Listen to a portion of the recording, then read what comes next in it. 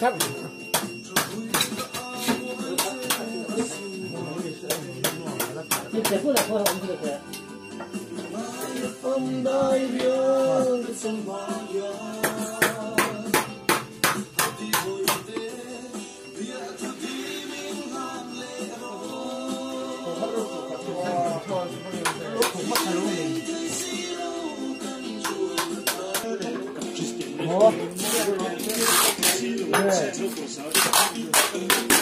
Fyra?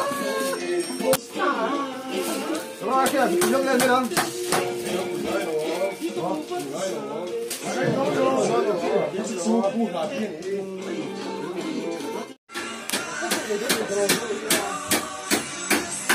Này, vô mình chia mà đi quần đi quần nha. Kiếm thế gì? Sang phải là hoa tiểu lắm không?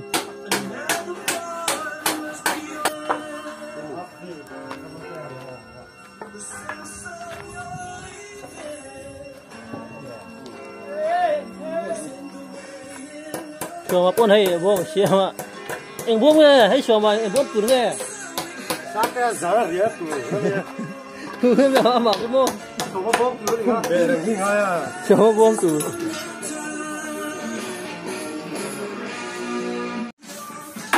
Cái tên bốc hồi nè. Nhận cho cần ngay xí ạ. Wow. Bom ra.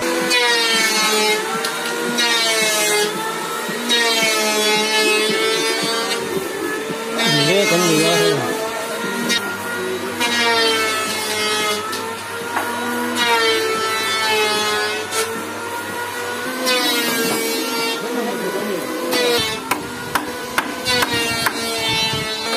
Tôm à.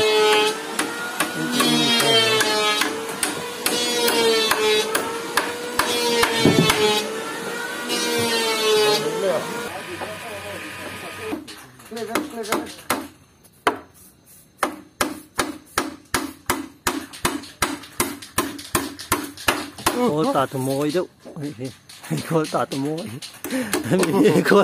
cô chua, cô ta tụi môi vậy.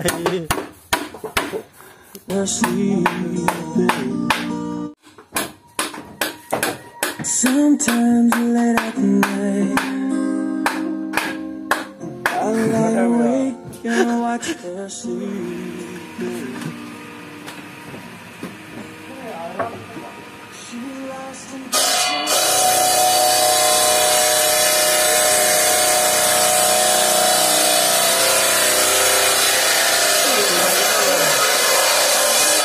Cột trăng lỗ lỗ hả?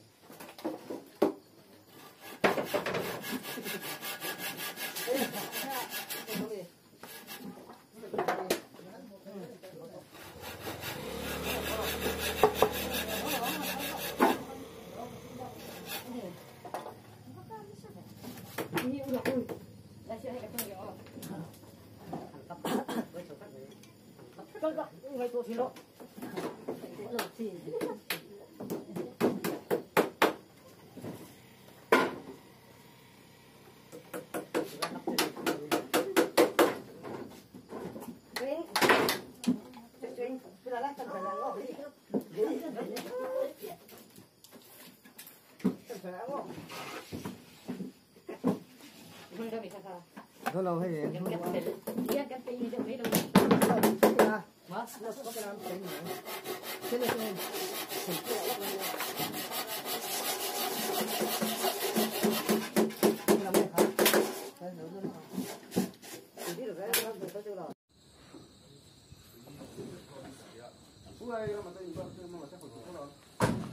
Thú siang veo veo. Đã sao được con sao là cái apa sao nó Oh.